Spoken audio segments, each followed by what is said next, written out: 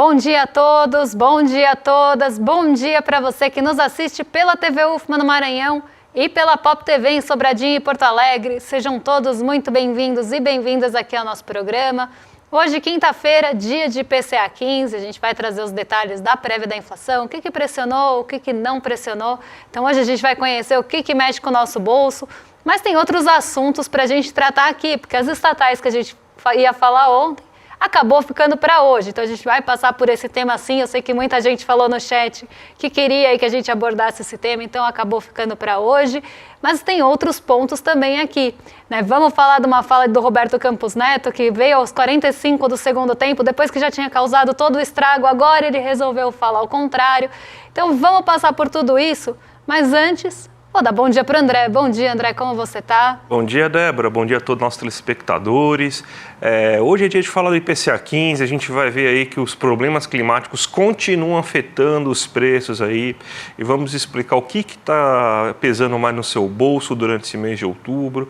Vamos falar de endividamento das famílias aí, então a Débora fez um levantamento bem legal aqui para vocês, para apresentar alguns dados.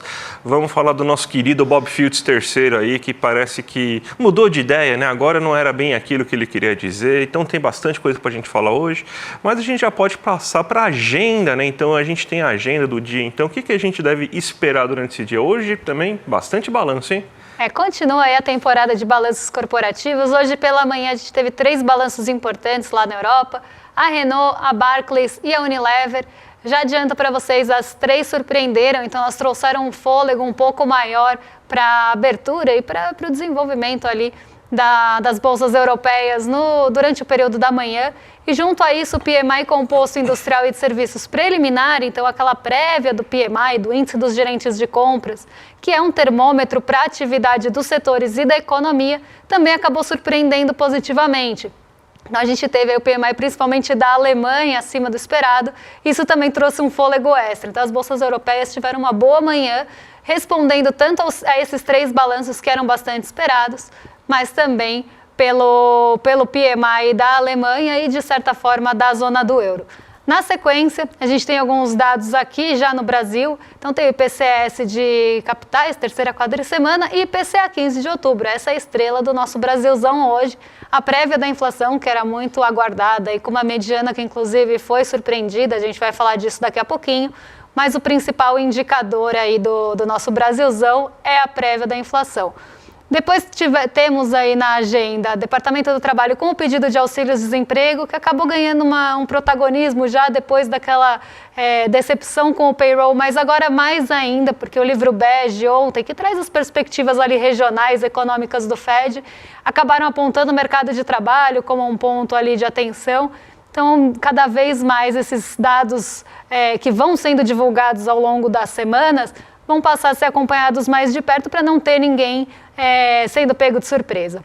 O Fed de Chicago também tem índice de atividade hoje, 9,5, então esse também era um dado mais aguardado, até para pensar até uma projeção um pouco ali saindo das medições do livro bege para pensar mais para o futuro. Então, tanto o Fed de Chicago e o índice de atividade nacional, quanto o PMI dos Estados Unidos preliminar, que veio um pouquinho depois, veio 10,45, também falo que surpreendeu.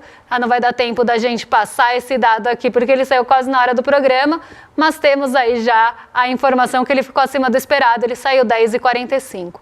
Tirando isso, a gente ainda tem aquela participação em massa dos dirigentes e presidentes de Banco Central na agenda. Então vamos passar aqui para a próxima página. Como falei, né, PMI às 10h45 e um monte de dirigentes aí do Fed participando de eventos ao longo do dia. Hoje também saem novas moradias nos Estados Unidos, esse dado um pouco mais de lado, pensando nos outros dados que saem hoje, e essa presença realmente maciça aí dos presidentes, tanto do Banco Central Europeu como dos Feds regionais. E a agenda, ela vai aí muito passando por esses pontos. Podem passar aí para a próxima página, que acredito que seja a última, para a gente não ficar muito tempo aqui, que a gente começa a ter os balanços que vão sair depois do fechamento. Então, aqueles balanços eles saíram antes da abertura dos mercados aqui, principalmente Brasil e Estados Unidos, e a gente tem os que saem depois. E hoje saiu o balanço da Vale, esse bastante esperado, acredito que dos que saem hoje é o que deve fazer mais barulho amanhã. Então, as pessoas já estão se posicionando para receber os números da Vale hoje, depois do fechamento do mercado. Então, hoje no Brasil, se eu fosse destacar o ponto, primeiro seria o IPCA 15 e depois o balanço da Vale deve ganhar um peso. Vamos então agora para a gente começar a fazer uma abertura de mercado aqui, né? Que tem a notícia que a gente sugere todos os dias aqui para vocês, falando aí sobre o que aconteceu, o que pode acontecer, né? Já tem muita movimentação lá, mercados asiáticos indo muito na direção do que aconteceu aí nos Estados Unidos, principalmente aqueles mais ligados ao Ocidente, né? IPCA 15 de destaque aqui no Brasil, mas a Ásia em baixa justamente pelo fato da que você teve aí uma certa queda ontem nos mercados dos Estados Unidos. Voltou-se o dia da marmota, né, Débora? De novo, a gente esperando aí o resultado de política monetária dos Estados Unidos, então parece que voltou essas incertezas de novo, a gente vai ter que voltar a falar disso tudo de novo, né? Pois é, estamos presos no feitiço do tempo de novo, porque voltou realmente essa incerteza em relação aos cortes de juros nos Estados Unidos, e parte disso vem dessa dependência dos dados que o Banco Central dos Estados Unidos acaba colocando. Eles estão enfatizando, inclusive, isso, que tem essa dependência dos próximos dados que vão sendo divulgados, então não tem muita certeza, enquanto esses dados realmente não são liberados, não são medidos, para onde vai a taxa de juros por lá. Então ainda existe uma possibilidade de corte na próxima reunião, mas essa probabilidade ela tem vindo, ela está em queda, uma tendência de queda nessa probabilidade de corte de juros na taxa de juros, de corte de juros nas taxas dos Estados Unidos. Então, a gente tem visto essa possibilidade de talvez não ter corte e ter manutenção. E aí diminuição da probabilidade de corte e aumento da manutenção. E isso está causando uma pressão nos títulos de dívida dos Estados Unidos, nas famosas treasuries. E a gente sabe que quando a gente tem movimento nas treasuries, isso não fica restrito ali nos Estados Unidos. Isso mexe com outros países, como a nossa curva de juros doméstica e também a Ásia. Então, hoje a Ásia ela acabou tendo um movimento muito ligado a essa queda das bolsas nos Estados Unidos, por conta do aumento das treasuries e também definição de corrida eleitoral, porque por lá as coisas estão bem pau a pau, né? Parte das pesquisas mostra um candidato à frente, parte mostra outra. Então a gente tem uma indefinição também na corrida eleitoral dos Estados Unidos e uma indefinição na política monetária. E isso acaba pressionando o rendimento dos títulos de dívida e impactando todo o mercado global de uma forma geral. Então hoje eu vou colocar o Hang Seng, que ontem foi uma exceção, liderou ali a alta nos mercados asiáticos, hoje ele ficou em destaque negativo, justamente porque o Hang Seng é uma bolsa muito intensiva em tecnologia e o setor de tecnologia é muito sensível ao movimento de juros. Então, qualquer descompasso que se tem no mercado de juros, mesmo que seja lá nos Estados Unidos, e começa a ter uma expectativa não de elevação dos juros, porque não é isso que está em pauta, mas nas expectativas para os juros, isso já vai impactar o setor de tecnologia. Então, ontem a gente viu esse movimento acontecer em Nova York e hoje ele chega na Ásia, principalmente aí pelo Hang Seng, respondendo a essa indefinição das taxas de juros. Então, André, sim, voltamos para o dia da marmota, vamos voltar a falar de juros dos Estados Unidos, pelo menos até novembro. Vamos lá, mas vamos agora falar aqui no Brasil, né, que também a inflação é pauta aqui no Brasil hoje, né, principalmente porque a gente teve aí a divulgação do IPCA 15, uma alta de 0,54% em outubro, e o grande vilão da vez aí é a energia elétrica, né? A gente está vivendo aí um problema climático muito grave aqui no Brasil, só não vê quem não quer, né? Quem diria que a gente vai ter que arcar com as consequências de queimadas desenfreadas, e para ficar plantando soja, para ficar dando pasto para boi. Então, tudo isso aí está cobrando um preço muito alto agora. A gente vai, inclusive, mostrar para vocês, primeiramente, o que é o que pesou mais no bolso do brasileiro nesse mês aí de outubro, né? Ou seja, entre o dia 15 de setembro e 15 de outubro. E a gente vê aí que a gente tem uma coisa bem interessante para a gente notar, que quando a gente pega aqueles hortifrutis granjeiros e tudo mais, que vinha pressionando muito o preço dos alimentos, eles estão aí em queda, inclusive. Você vê batata inglesa, tomate, cebola. O tomate está ligeiramente em alta, 0,31, mas as hortaliças, as frutas, o próprio feijão e arroz não está subindo muito o preço. O que está subindo o preço? Justamente aquilo que a gente afetou ambientalmente aí, que é onde está a área de estiagem e onde teve as maiores queimadas, que é a parte sul da Amazônia, o centro-oeste e aquele parte que engloba tanto o norte do estado de São Paulo quanto o sul do estado de Minas Gerais. O que você tem lá? Gado, você tem soja, você tem café, e é tudo isso que está crescendo. Café moído aumenta de 4,58%. Carne, disparou o preço da carne. Então, até o pasto lá está difícil para o boi comer lá, então o preço da carne está aumentando porque o boi está ficando mais barato, 4,18%. Leite, 1,49%. Leite e os derivados, né? Aí também vem o queijo. A energia elétrica, porque está numa estiagem, a gente depende muito aí de hidrelétricas e ligou o sistema emergencial, ou seja, a gente tem bandeira tarifária 2, 5,29%. Então, o que causou a inflação esse mês? A crise climática. Então, quem diria que a gente ia ter que pegar as consequências dos nossos atos aí por ter destruído o meio ambiente aí por tanto tempo aí. E agora a gente sente no bolso, né? Finalmente aí a gente vai ter que arcar com suas consequências e só lembrando, né? Não dá para a gente fazer com que a Selic faça chover, melhore o ambiente, resolva a crise climática. Então, mesmo com essa aceleração da inflação, a gente vai até mostrar no próximo gráfico depois aí, não vai resolver em nada aumentar a Selic, né, Débora? Exatamente, porque justamente os pontos que estão pressionando a inflação não têm sensibilidade a juros. Então, é o que a gente sempre fala aqui, vai ficar mais nítido agora quando a gente olhar os grupos, né, de inflação, os grupos de impacto de inflação, a gente vai ver que não tem ali uma sensibilidade. A gente pode baixar a inflação na marra, assim, estrangulando um lado, mas o grande problema vai continuar acontecendo. Então, vamos dar uma olhada nesse gráfico aí com os grupos, né, do IPCA para entender quais foram os vilões aí desse mês de outubro, ou, na verdade, dessa prévia de mês de outubro. Exatamente, vamos lá. O açougue cresceu muito, né? A compra no açougue cresceu 2,79%, já está em 3,74% no acumulado.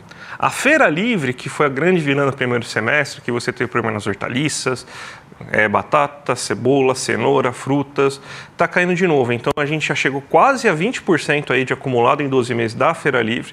Agora o acumulado já reduziu bastante, está em 5,44% e uma nova queda, 2,12% do preço da Feira Livre agora nesse mercado. O que subiu bastante também foi o mercado, porque no mercado a gente encontra outros produtos que também são industrializados e que sofreram bastante aí com o preço da alta de alguns bens, como leite, como, por exemplo, farinha de milho. Então, você tem todos esses produtos e isso impactou bastante o mercado, que agora já está no acumulado de 6% e 1,32% aí nesse mês. Então, a gente vê que o problema está justamente aqui. O boleto, mesmo com a pressão muito grande que a gente teve da energia elétrica, no total não subiu tanto. A gente teve uma alta só de 0,2, porque acabou sendo diluído. Você teve queda, por exemplo, em outros bens aí que a gente consome, aí, que está dentro dessa conta de boletos, como água, tarifa de aluguel. Então, você teve um impacto menor e os boletos estão em 1,92 no acumulado em 12 meses. E aqui é o que eu sempre gosto de falar aqui, que é a questão do lazer, que lembra muito a questão do preço de serviço, que é aqui que a taxa Selic atua. Então, você vê que ela subiu só 0,22% nesse mês. Então, é uma subida bem leve do preço do serviço. Então, bares, restaurantes, cabeleireiro, manicure, você ir no cinema. Então, subiu 0,22% e está em 4,86%. Se for mexer na Selic, a gente vai fazer o quê?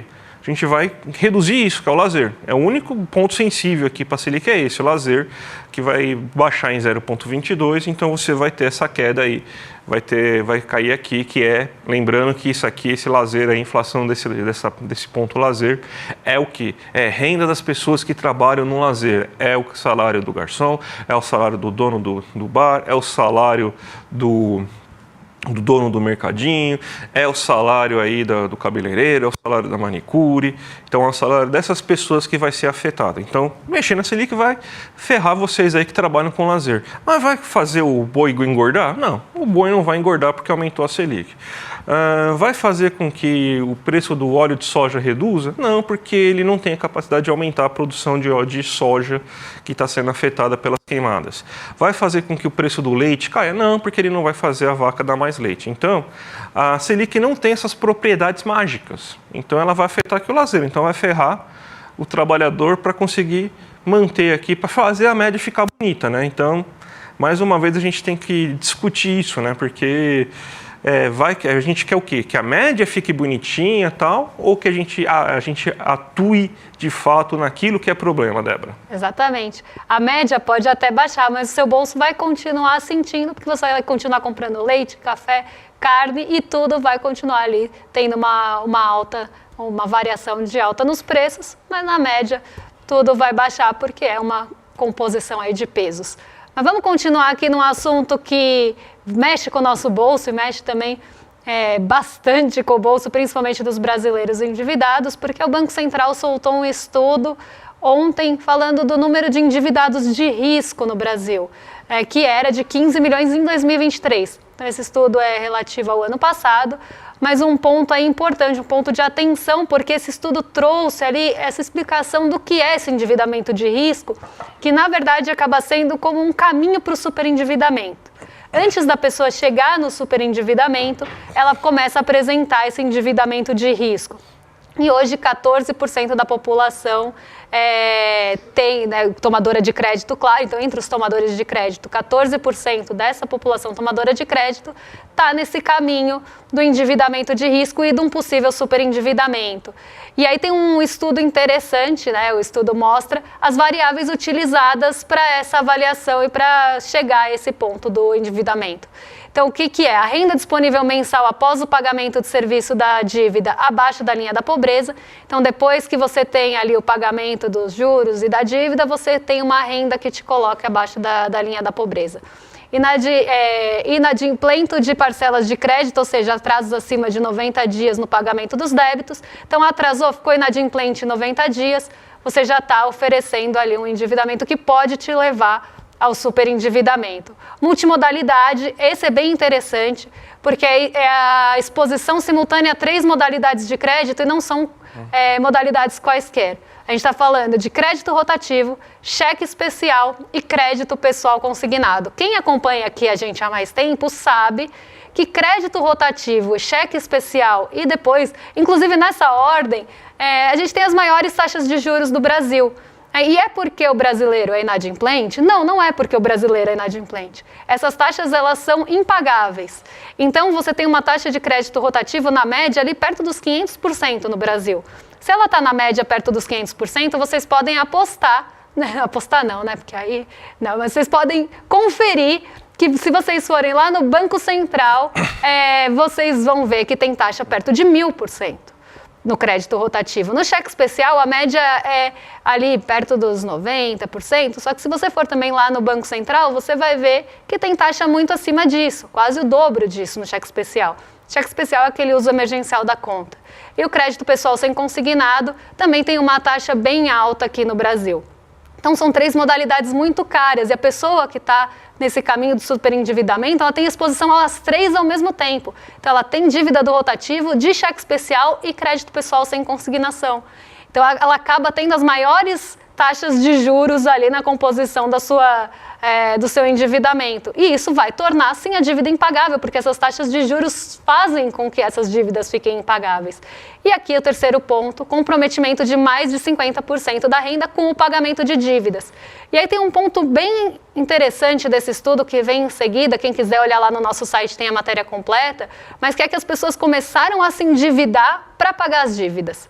Então, o brasileiro, ele começou a ter que tomar novas dívidas para pagar o endividamento antigo, porque a renda não estava dando para pagar ali o que ele já tinha de dívida e vai contraindo novas dívidas e virando uma bola de neve. Aqui a gente não está falando simplesmente daquela troca, tinha uma dívida mais cara, uma linha mais cara, troquei por uma mais barata. Não, é um novo endividamento para tentar pagar os endividamentos antigos. Não numa realidade tão distante da gente, né? Se eu só voltar no governo anterior, a gente lembra que as pessoas estavam se endividando para pagar contas básicas, conta de água, conta de luz. Então, esse endividamento crescente vem dessa bola de neve que vai sendo construída. Se a pessoa teve lá que, em 2021, vamos supor, se endividar para pagar a conta de água e luz, e ela vai mantendo essas parcelas e tendo novos créditos para conseguir pagar essas parcelas, porque a gente tem que pensar que às vezes algumas delas são mais de um ano de duração, ela vai formando uma bola de neve e isso que leva ao superendividamento.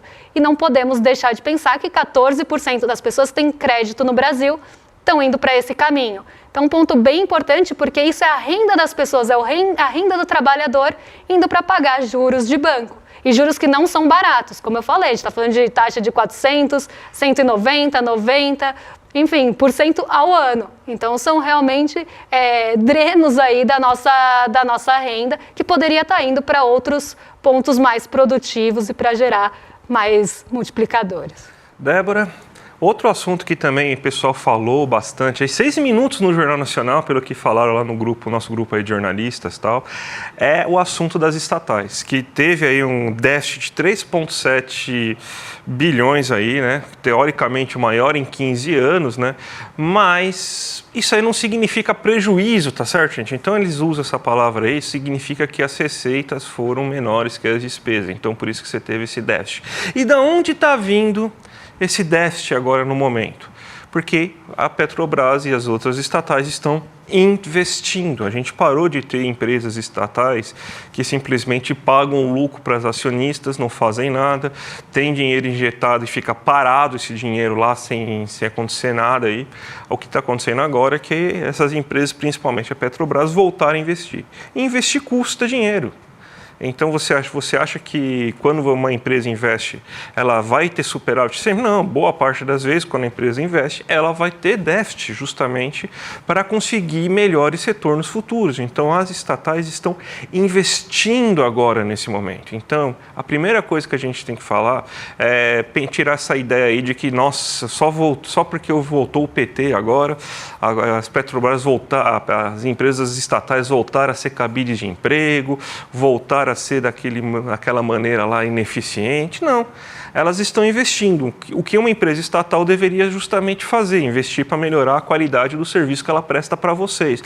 Mas parece que aqui no Brasil é proibido investir, né? Então, primeiro falar, o Brasil é um país que não tem investimento. Aí uma estatal investe. Não, mas como assim? Vai investir? E é o dinheiro nosso aí, então, Débora. É essa loucura, né? Basicamente não pode investir, é sempre negativo. Eles querem vender isso aí para uma estatal, provavelmente, né?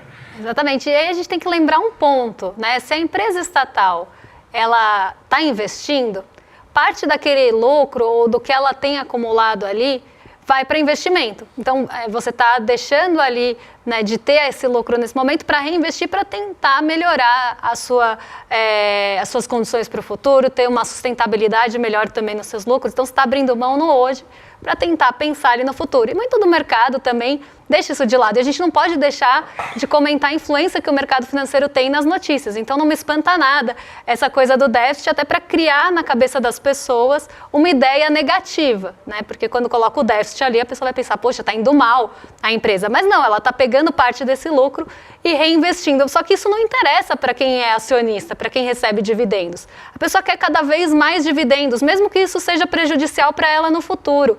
Porque, vamos pensar ali, a empresa não reinveste, ela não tem ali uma melhora na sua capacidade produtiva, ela não tem um vislumbre de se tornar mais, trazer sustentabilidade. Aqui, quando eu estou falando de sustentabilidade do próprio funcionamento e do próprio lucro da empresa. Então, ela não vai conseguir manter isso no longo prazo se ela não investir, ela vai ficando para trás. Então, você está deixando ali de ganhar hoje para tentar ganhar isso com perenidade mais no futuro. Só que isso não interessa para os acionistas que só pensam no hoje, porque talvez ele, de uma forma especulativa, já nem esteja mais com aquela ação na mão daqui a um tempo. Então, ele quer ganhar no presente, não está se lixando ali para o futuro. Só que isso é uma medida depredatória para a própria empresa.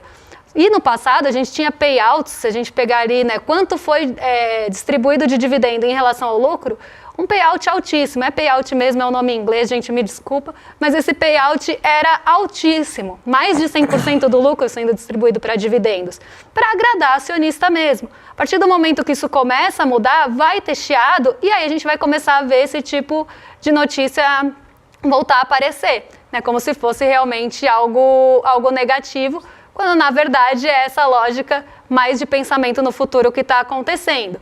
Então tudo isso, né, precisa ser pensado, isso precisa ser levado em consideração, porque senão começa a virar aquela coisa de papagaio, de ficar repetindo, sem entender de fato o que tá acontecendo. Então tem também esse imediatismo, né, a empresa tem que dar lucro, tem que distribuir dividendo, até porque interessa para o mercado financeiro e para grandes detentores aí de ações de empresas estatais, que elas fiquem sucateadas mesmo, que elas não reinvistam, que elas não se modernizem, que elas fiquem para trás, né, que elas não tenham ali sustentabilidade nos ganhos, porque aí usa isso de argumento para privatizar e aí sim meter a mão em tudo.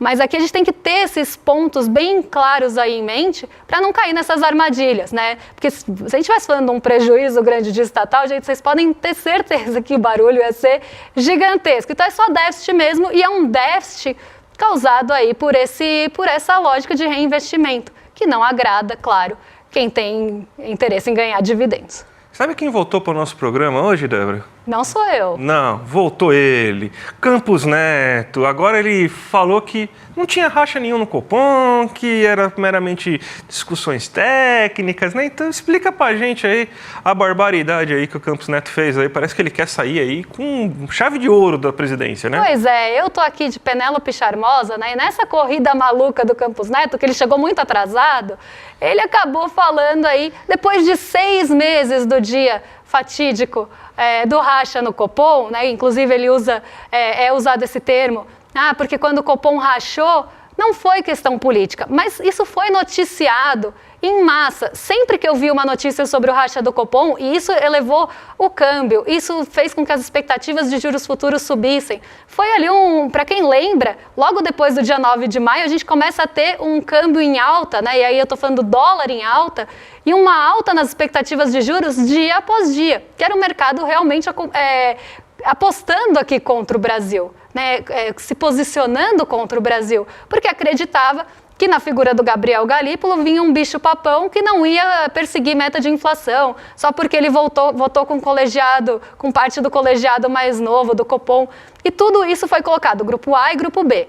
O grupo antigo e o grupo novo, e foi colocado um caráter político nessa divisão, quando na verdade o grupo novo estava basicamente respeitando o guidance, que é tipo uma sinalização do que ia acontecer na próxima reunião, e o restante não respeitou essa sinalização, essa discussão que tinha tido previamente.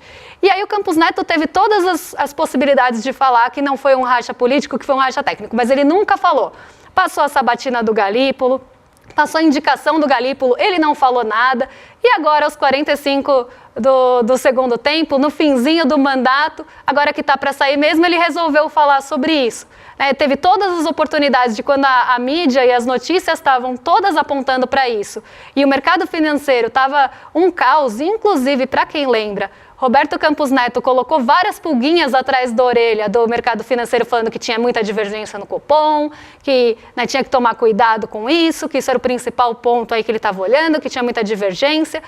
E agora ele está falando que não, todas as divergências, todas as discussões que aconteceram foram técnicas, não teve divisão política. E Roberto Campos Neto, a gente sabe que tem seu lado sim, sempre teve, mas agora está tentando sair bem na fita, né? Está tentando sair falando, não é bem assim, né? E mesmo quando ele escancarou tudo que ele escancarou ali em relação às suas posições políticas, sim, todo mundo tem posições políticas. É até uma fantasia você achar que a pessoa está olhando só de forma técnica. Todo mundo tem seu viés, todo mundo tem seu olhar e sua construção de vida quando opina sobre alguma coisa. Então, até realmente, enfim, achar que todo mundo é extremamente técnico também é uma coisa a ser questionada. Mas o que me espanta é que Roberto Campos Neto teve várias oportunidades de falar isso e nunca falou, né? E agora resolveu sair aí um pouquinho melhor na fita. Falta pouco, gente. Falta pouco para acabar aí o mandato do Campos Neto. Vamos trabalhar com aquela contagem que a gente... Vamos trabalhar com aquela contagem. E está acabando o programa também, Débora, mas a gente, antes de tudo, né, vamos sair do Campos Neto para entrar no Mujica. Olha que beleza, que mudança aí de cenário, porque a gente vai no dia 31 de outubro, uma quinta-feira aí, fazer o lançamento mundial aí do documentário Conversas com Pepe Mujica. Imperdível, gente. Todo mundo sabe da história maravilhosa que teve o Pepe Mujica, que tem o Pepe Mujica, né?